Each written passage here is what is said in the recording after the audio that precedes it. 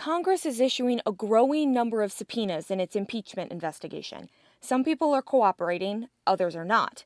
We're going to break down everyone who's involved, starting with the people lawmakers want to talk to. Many of the individuals receiving subpoenas are or were State Department employees. Volker, former U.S. Special Representative for Ukraine negotiations, testified October 3rd.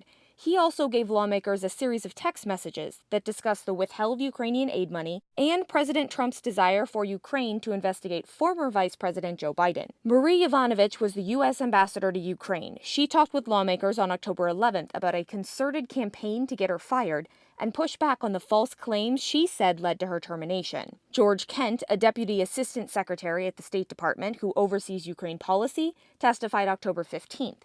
Representative Jerry Connolly attended that closed-door hearing, and according to him, Kent said he was pushed out of discussions regarding Ukraine. Michael McKinley was one of Secretary of State Mike Pompeo's top advisors, and he spoke to lawmakers October 16th. He talked about internal dynamics at the State Department, including his repeated pushes for officials to publicly support former Ambassador Yovanovitch. Gordon Sondland showed up on Capitol Hill October 17th. He's the current U.S. ambassador to the European Union, and he was a key figure in the series of text messages discussing Ukrainian aid. T. Ulrich Breckbuhl is a State Department counselor, and he listened to the controversial phone call between President Trump and Ukrainian President Volodymyr Zelensky. The committees leading the impeachment investigation wanted to talk to him on October 8th, but so far he has resisted their requests for a deposition. Fiona Hill is one of the few government witnesses from outside the State Department. She was President Trump's advisor on Russia.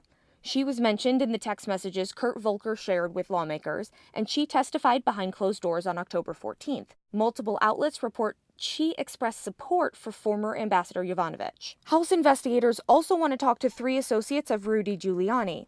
The committee subpoenaed Lev Parnas and Igor Fruman because they believe both men helped Giuliani pressure Ukraine to investigate Joe Biden. Lawmakers also want information from Sam Kislin, another Giuliani associate, and he is reportedly cooperating. Beyond depositions and testimony, the trio of House committees have also issued a number of document requests. Those requests have gone to the Department of Defense, the Office of Management and Budget, the White House, Vice President Mike Pence, Secretary of State Mike Pompeo, Energy Secretary Rick Perry, Acting White House Chief of Staff Mick Mulvaney, and President Trump's personal attorney Rudy Giuliani. Compliance with those requests and subpoenas has been mixed.